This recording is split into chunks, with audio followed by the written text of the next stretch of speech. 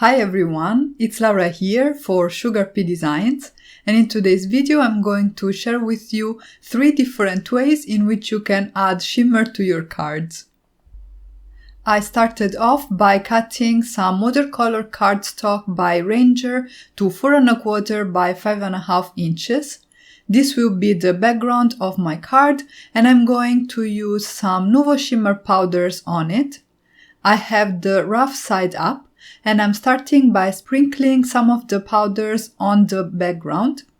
I am scattering them over the entire panel, and then I'm going to activate them with some water using a spritzer bottle. You can see that these immediately add a lot of texture to the background, and in order to get a little bit more coverage, I'm going to go back in with some more powders and some more water. I'm holding the cardstock down with a paintbrush so that the water doesn't pull too much on the sides of the panel. If you wanted, you could also tape your watercolor cardstock to a board, but I felt that this worked well enough for me. And the colors of shimmer powders that I used are Cherry Bomb and Lilac Waterfall. These powders also have some mica powders in them, so they will not only add a lot of texture to the background, but also a lot of shimmer. So this is the first way in which you can add shimmer and shine to your projects. I set the panel aside to dry, and then I started working on the second element for my card design.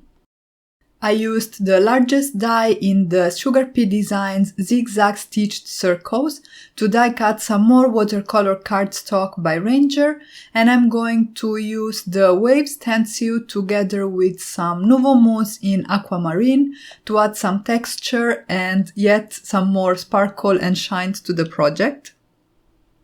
I am working up the mousse a little bit so that it softens and I can spread it more easily. And then when it's a soft enough consistency, I can go ahead and apply it through the stencil. And I'm going to cover the entire panel. Because the stencil is so delicate and this craft knife is a little bit pointy, I'm trying to pay attention not to go under the stencil so that I get a nice and crisp impression of the waves. If it happens, it's nothing major. Actually, I did have a couple of places where I went under the stencil, but I think in the final card it's barely noticeable. So once I was done applying the mousse over my panel, I quickly removed the stencil, lifted off my die cut circle, and then I set that aside to dry. Here you can see the nice shimmer from the Nuvo Mousse. And I immediately went and cleaned the stencil as well as the spatula so that the mousse wouldn't dry on top of my tools. At this point, while my backgrounds were drying, I could go ahead and start working on my images. The stamp set I'm using today is the Mermaid Kisses stamp set. This was new with the June 2019 release, and by the way, if you haven't already and you want to see the full release, there is a video here on this channel and I will link to it in the description box below for you to check out if you are curious. The ink I used for my stamping is Premium Hybrid Black Ink by scrapbook.com, and I stamped again on Ranger watercolor cardstock. The coloring medium that I chose today are my Z Clean Color Real Brush markers. These are water-based markers, and I am going to create shadow and dimension on my image by adding my shadows with a darker marker. I'm going then to blend it out with another marker that will be my mid-tone. And then finally with a water brush, I'm going to blend everything out towards the highlights, and I'm creating the lightest color like that. I normally use Bristol Smooth cardstock by Strathmore when I color with Z Clean Color Real Brush markers because they blend really easily on that type of paper.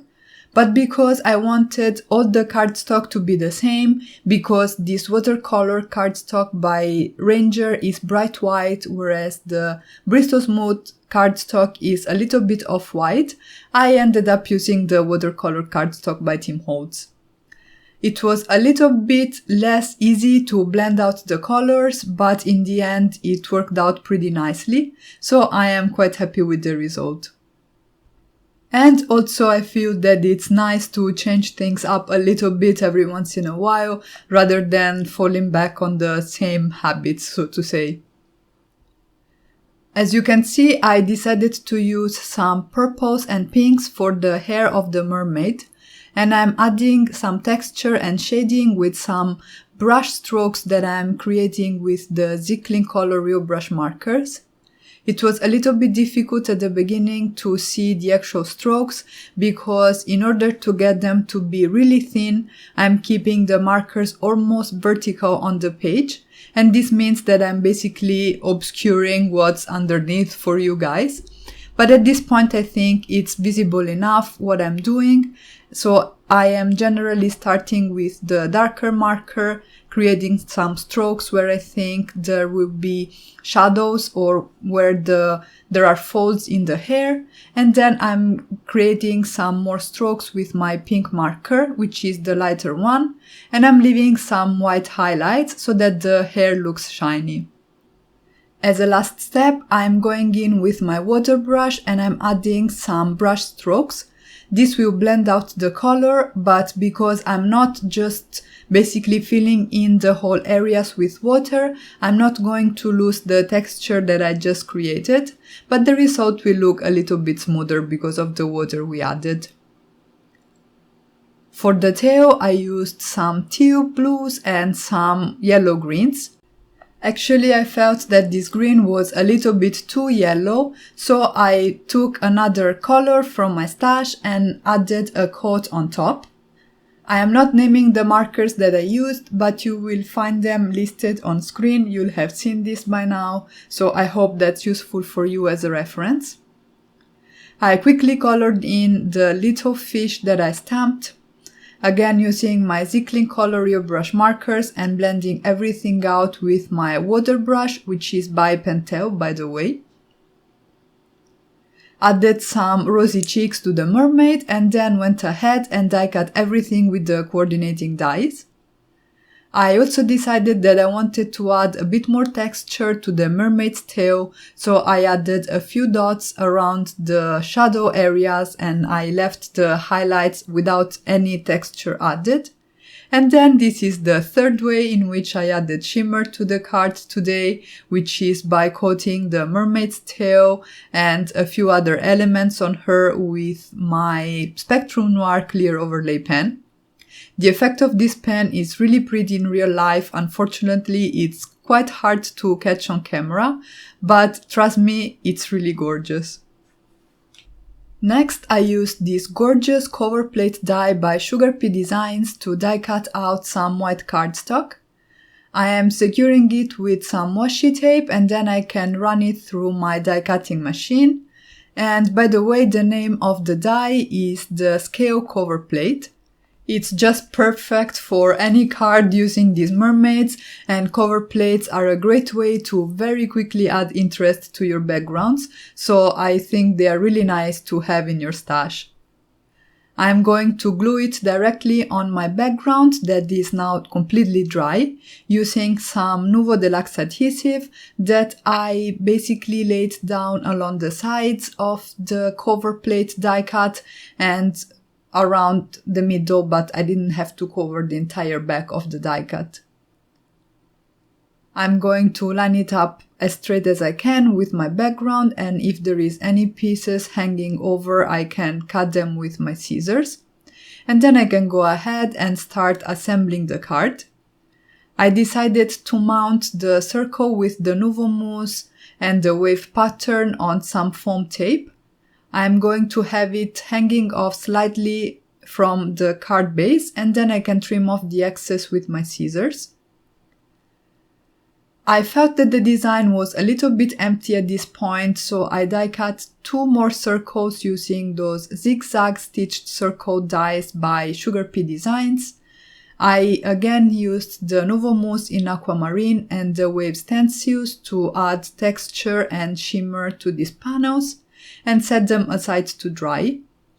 The layer of mousse that I used was pretty thin and these die cuts are also quite small, so I didn't have to wait too long.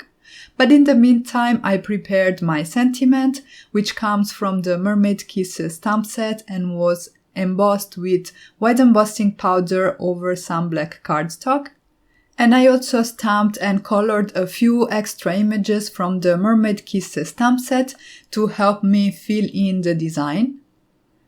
At this point I had everything ready, so I could go ahead and adhere the rest of the elements to my card front. I have the smallest circle on the bottom left corner of the card front and the medium one on the top left. I adhered the banner so that it hangs off slightly from the largest circle, and I added some foam tape to the bit that extends outside the circle so that the whole banner is nicely supported.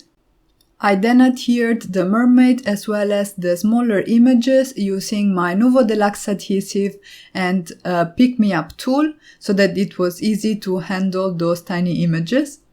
And then I could adhere everything to my top folding A2 card base cut at 11 inches by 4¼ inches and scored at 5½ inches, and that finished off my card. And here you can see the final result with those cute images and all the shimmer added by the different mediums we used today. And that's it for today. I really hope you enjoyed this video and I hope I inspired you to create with the SugarPea Designs Mermaid Kisses stamp set. Don't forget to subscribe for more card making and paper crafting inspiration. Thank you all so much for stopping by and have a great day.